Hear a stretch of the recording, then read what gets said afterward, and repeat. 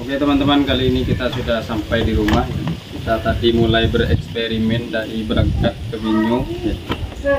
Lalu kita lanjut bahas kekurangan, karena ada yang berkomentar bikin video bang, bikin video kekurangan Yamaha Lexi selama pemakaian.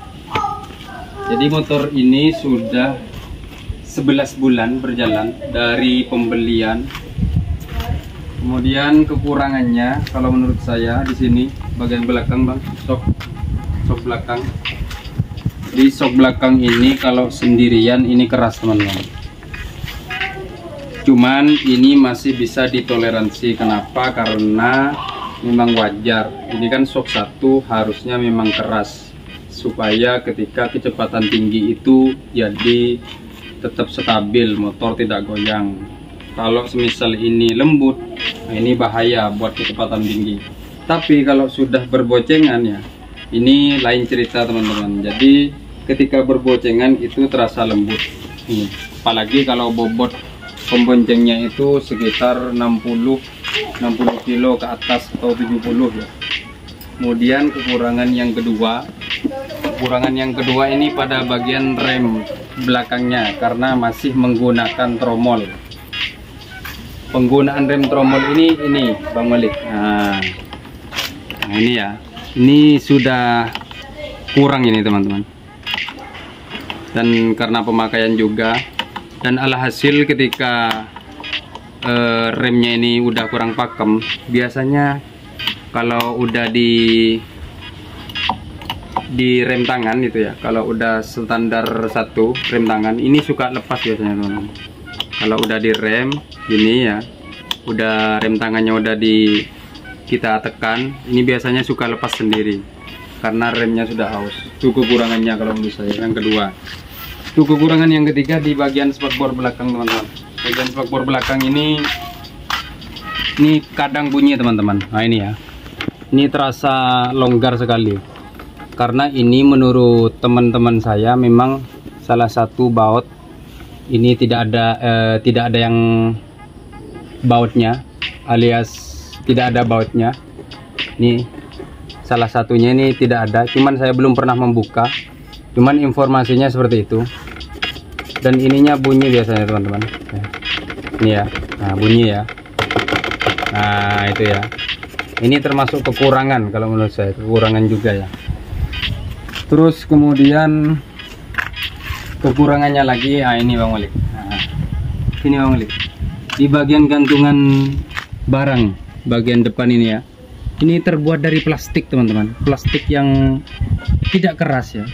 Plastiknya itu tidak keras. Jadi ketika bawa beban banyak, ini akan peot ini teman-teman. Nah ini ya, peot ya. Jadi bisa saja barang yang dibawa teman-teman itu kalau bisa sampai 7 kilo atau 8 kilo, nggak usah ditaruh di sini ya, karena ini pasti akan jatuh nanti. Lalu kemudian kekurangan yang selanjutnya ini teman-teman, di bagian tangki ya. Ini tangki sangat kecil sekali karena ini 4 liter lebih cuman ya isinya, tidak sama seperti NMAX ya.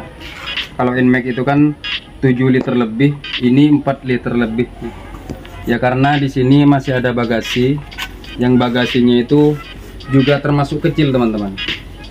Nah kenapa saya bilang kecil, karena helm bawaan dari motornya saja ini sudah tidak muat teman-teman. Ini padahal kecil ya, ini seperti helm Bogo helm yang lucu itu ya. Nah ini ya, saya praktekkan ya, coba syuting Bang Malik. Nah ini tidak bisa dikunci teman-teman. Ini ya, meskipun saya tekan, nah ini menandakan bahwa helm ini tidak muat. Dibalik juga tidak muat teman-teman. Ini saya hadapkan ke belakang helmnya ya. Nah juga tidak muat Pak. Padahal ini helm dari bawaan motor.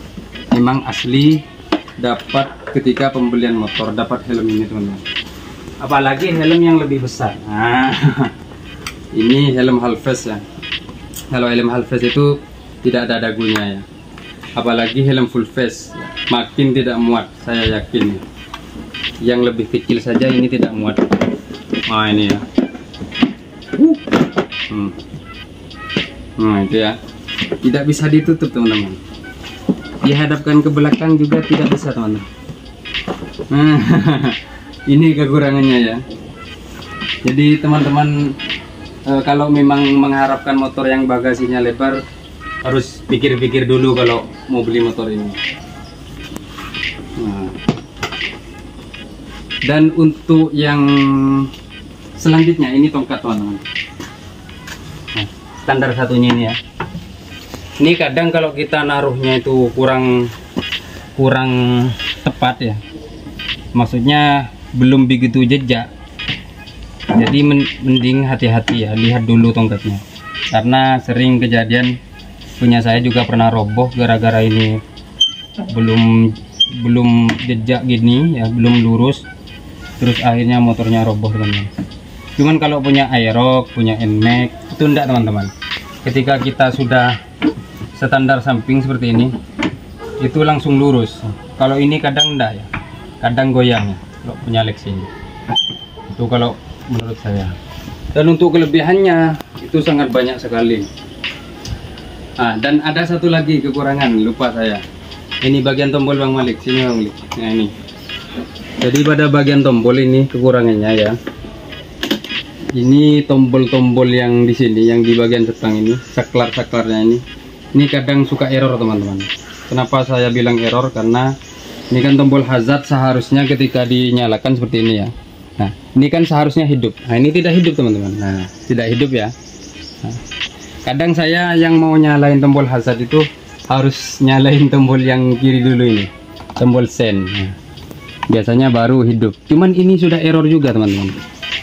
Terus kemudian untuk bagian yang lain apa ya? Tidak masalah. Kalau jok ini tidak masalah kalau menurut saya, tidak terlalu keras. Untuk kelebihannya itu sangat banyak sekali. Dari posisi berkendaranya juga nyaman ya. Jadi tidak selalu tegap, bisa juga semi selonjoran seperti ini. Kalau seperti NMAX itu kan full ya, selonjorannya itu sampai mentok kaki biasanya. Kalau ini bisa lah ya, cuman agak kurang. Cuman ini cukup daripada Vario kan seperti Vario, seperti Scoopy itu kita tidak bisa selonjoran sama sekali. Kalau ini masih bisa ya. Lalu untuk kelebihan yang selanjutnya sudah ada Blue Core ya. Nah, Blue Core ini fitur penghemat bensin. Lalu untuk kelebihan yang selanjutnya sudah ada VVA. VVA ini adalah fitur ya untuk putaran bawah dan atas itu tenaga lebih mengisi. Jadi alhasil motornya itu akan cepat berakselerasi. Terus untuk masalah handling ini juga cukup nyaman karena profil bannya tidak terlalu lebar seperti Aerox dan NMAX. Ini ukurannya cuman 90 ya, 90/90. Kemudian yang di bagian belakang itu ukurannya 100/90 teman-teman. Cuman kalau untuk miring-miring ini terasa kurang teman-teman. Karena apa? Karena setangnya agak tinggi nih teman-teman. Dibandingkan Aerox ya, ini lebih tinggi, dan juga dibandingkan Vario juga lebih tinggi. Namun ada kelebihannya setang tinggi itu teman-teman. Kelebihannya apa? Kelebihannya ketika perjalanan jauh kita tangan itu tidak mudah pegel teman-teman, tidak mudah sakit punggung gitu ya, karena setang ini tinggi. Jadi kita bisa rileks dan sangat enak kalau dibuat touring atau perjalanan jauh. Oke, mungkin segini dulu videonya. Terima kasih yang sudah menonton. Jangan lupa di like, komen, dan subscribe. Assalamualaikum warahmatullahi wabarakatuh.